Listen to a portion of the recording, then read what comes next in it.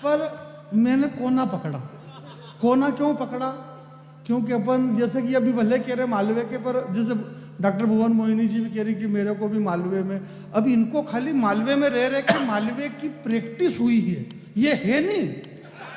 हाँ, प्रैक्टिस हुई है यहाँ अभी। की है नहीं है, इनको प्रैक्टिस हुई है। अब हमको पूरी तरह से प्रैक्टिस है कि आप कोना पकड़ लो, कोने में जितने मजे बहुत अच्छे। वो कहीं भी नहीं है।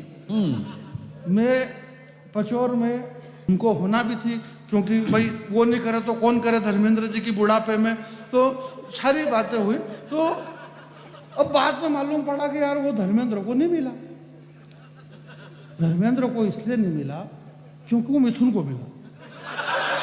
बहुत अच्छे। मेरी बात को ये समझना। नई बात हुई। कमाल है। आप बहुत सहज रहो, बस संसार में सुखी रहने का एक ही तरीका कि आप सहज हो जाओ, बिल्कुल लोट मत लो। अमित भैया के गांधी जी यूं करके ना, बंटवारे ने, अब अपन थे ही नहीं और अपने मालूम क्या मतलब यार। जो हुआ, जो भी डोकरा बेचारा आज भी 15 अगस्त में वही पुजारी, खुद पुजारी।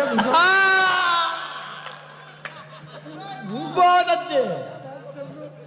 अभी एक दिन क्या हुआ भैया कि वो गोविंद यार रियल कह रहा हूं मैं कि एक कवि सम्मेलन में एक वीर रस के कवि थे, अच्छे कवि, तो उन्होंने कहा, बोले आपकी शिराओं में अगर देशभक्ति का खून बहता है तो ये राजनीतिक दुसाले में से हाथ बाहर निकालना।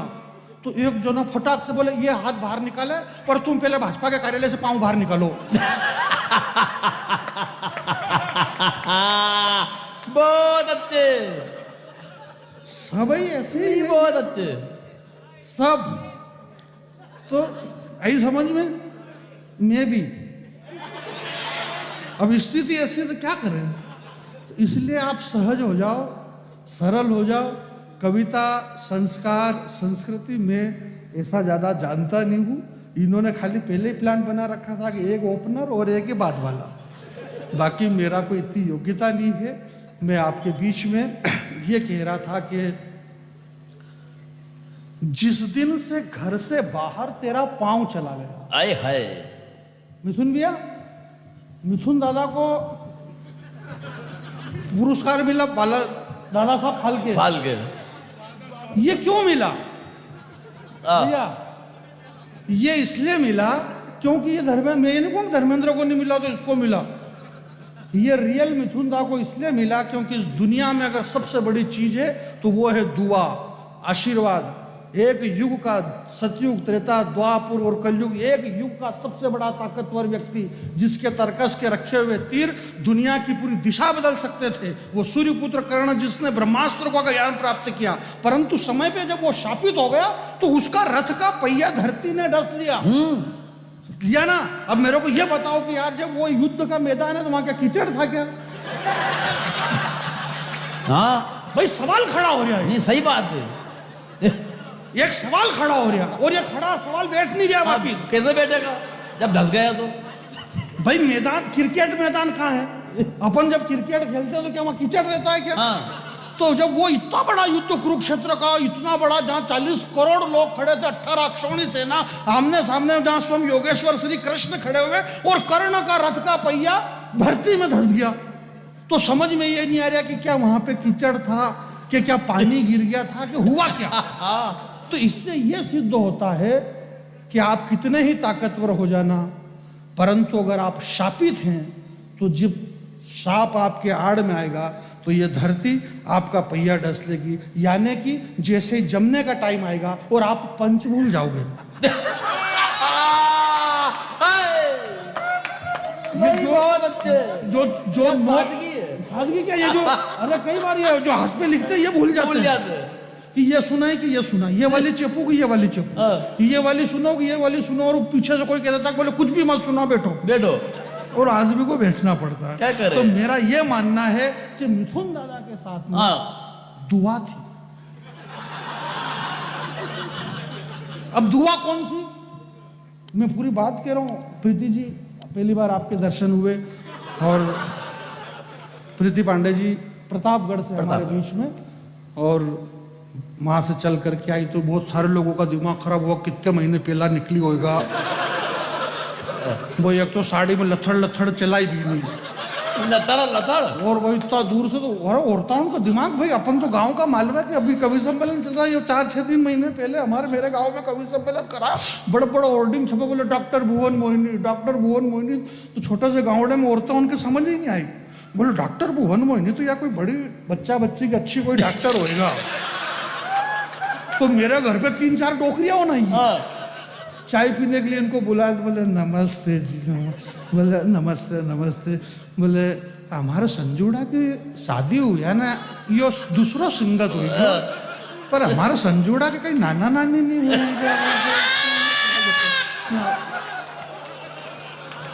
अब वो डोकरी उनके थोड़ी मालूम कि ये डॉक्टर दूसरी डॉक्टर वही है। बहुत अच्छे।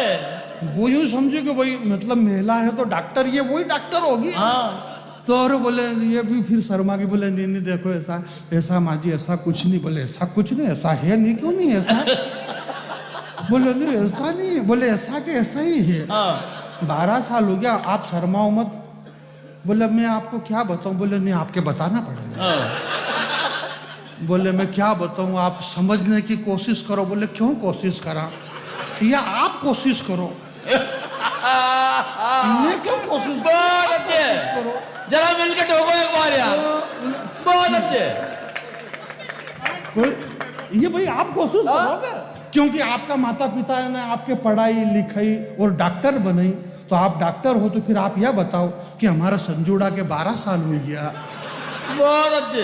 बाल गोपाल क्यों नहीं हुई रहा? भाई हमारा मालूम पड़ जाए कि संजूड़ा में मिस्टेक है कि आने भाई में मिस्टेक है, इनको फिर कहीं इंतजाम करा। मारे तो मिस्टेक इतना, दूसरी डोकरी बोले कि देखो मारे तो ऐसा लगे कि मिस्टेक बांगड़ में जो होगा। इनका दिमाग खराब हो गया, बोले जानी भाई बांगड़ क्या होता है? इनका बांगड़, आप दुनिया के कितने बड़े पुरस्कार ले लो पर बांगड़ के बारे में आप ज्यादा जानते नहीं। बहुत अच्छे। जिस दिन से घर से बाहर तेरा पांव चला गया, जिस दिन से घर से बाहर तेरा पांव चला गया, दुनिया की पहली आचार संहिता लगी। ये जो हमारी बहन आदरणीय डॉक्टर भुवन मोहिनी जी, जिनके गीत पे आपने ठहाके लगाया, जिसको राम ढूंढना था वो राम ढूंढ सकता है, और जिसे काम ढूंढना है वो उसके अंदर से काम ढूंढ सकता है। ये हमारी दृष्टि, ये हमारे विचार, ये हम कि हम उसमें क्या सोच रहे। दुनिया की पहली आचार संहिता आज से 17 लाख वर्ष पहले भगवान लखनलाल ने अपने तरकश में से तीर निकाला और पहली रेखा खींची, और रेखा खींच करके लक्ष्मण जी ने कहा कि हे माता सीता भाभी, आप इस लक्ष्मण की रेखा को बाहर मत पांव निकालना। दुनिया के किसी रावण में ताकत नहीं है जो आपको छू भी सके। वो दुनिया की पहली आचार संहिता थी। मुझे इस बात का दुख नहीं है कि आसाराम बापू राम रहीम को सजा हो या ना हो, दुख इस बात का है कि उनके डेरे में ये अकेली गई क्यों।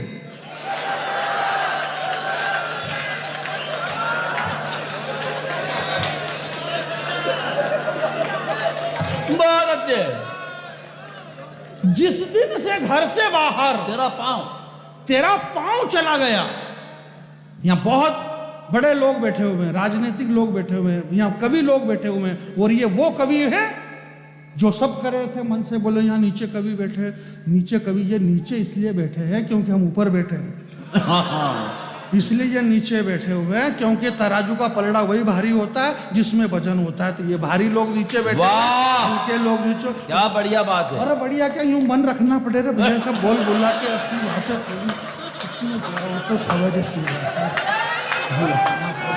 नहीं। ये बहुत अच्छे। तो मैं ये कह रहा था कि मिथुन चक्रवर्ती को दादा साहब फाल्के पुरस्कार मिला। बहुत सारे लोगों ने बधाई दी, हेमा मालिनी ने रिश्ते, ये मैं रियल कह रहा हूँ। कोटा दशहरे के अंदर हेमा मालिनी आई थी, भाजपा की सांसद है मथुरा से हेमा जी। धर्मेंद्र भी बाकायदा चुनाव लड़ते हैं, तो हेमा जी ने कहा बोले ये मेरे को, ये तो सीरियल में भाई धर्मेंद्र सीनियर है, मिथुन चक्रवर्ती। तो बात ये हुई कि मिथुन के साथ में दुआ थी, कोई बात नहीं, प्रेम से बातचीत करते हुए लाओ। मेरे को ऐसी दिक्कत थोड़ी करो यार, बोलो मत यार, ऊपर भेज दे 3-4। भाई नहीं बोलेंगे तो क्या करेंगे। डॉक्टर फेमी बदायूं जी ने एक बहुत अच्छी बात हाय हाय क्या कहा है उन्होंने, मेरे को नहीं मालूम क्या कहा उन्होंने। क्योंकि मेरे को मेरा ही मालूम नहीं कि अब मैं क्या बोलूं। अरे मेरा यार इतना मतलब मैं पूरा वो कांप रहा हूँ, तो मेरे को भी नंबर दे आराम से। इनको दो दो, वाह वाह, थैंक यू, बात ये हुई वाह वाह। कि धर्मेंद्र ने जिंदगी भर, धर्मेंद्र की कोई सी भी मूवी देख लेना, धर्मेंद्र ने हर फिल्म में एक ही बात कही है, बोले कुत्ते तेरा खून पी जाऊंगा, हाँ, कुत्ते इसके सामने मत नाचना, कुत्ते तेरा खून पी जाऊंगा। तो देश के जितने कुत्ते थे इनका दिमाग खराब हो गया। बोले यार खून पीने के लिए हम ही दिखते हैं तेरे को। अब धर्मेंद्र शापित हो गया, शापित हो गया। कुत्तों का शाप लगा उसको। और मिथुन दादा को देश के तमाम कुत्तों ने आशीर्वाद दिया, क्योंकि मिथुन दादा ने केसी बोकाडिया की एक फिल्म थी इलाका, हाँ, उस इलाका फिल्म में मिथुन दादा का एक डायलॉग था कि नागर तेरे नाम का कुत्ता पालू, तेरे नाम का। तो मिथुन दादा ने कुत्ते पाल रखे। भाई जिंदाबाद जॉली बैरागी, तो दुआ, तालियां बजाए यार, जोरदार ताली। और ये भी काम करते हैं सामान्य मिथुन दादा हमारे बीच में। कोई बात नहीं, अरे पानी का छांटा यूं गरम है, ठंडा ठंडा लागे यार। हाँ इनका दिखा यूं कि मारा मुरी पेरा हुआ तो कोई बड़ा थोड़ी होता क्या आदमी, सामान्य सी बात है। हो गया भैया, चलो कविता सुन, एक छोटी सी कविता, छोटी सी नई कविता, पहली बार आया हूँ मैं आपके बीच में, और बहुत लोग जी बता। अरे पर यूं कहने में क्या जाएगा यार मेरे को, भाई अमित का मन रह जाएगा ना कि मैंने बुलाया जानवी भाई को, जबकि मेरे को मालूम है कि क्या हुआ और क्या नहीं हुआ। हाँ, मैं सब जानता हूँ, मैं सब जानता हूँ, मैं इसलिए जानता हूँ क्योंकि मैं जानता हूँ मेरे भाई ये सारी बातें। जिस दिन से घर से बाहर तेरा पांव चला गया, जिस दिन से घर से बाहर तेरा पांव चला गया, बस उसी दिन से अपने दादाजी की मूंछ का ताव ताव चला चला गया। गया।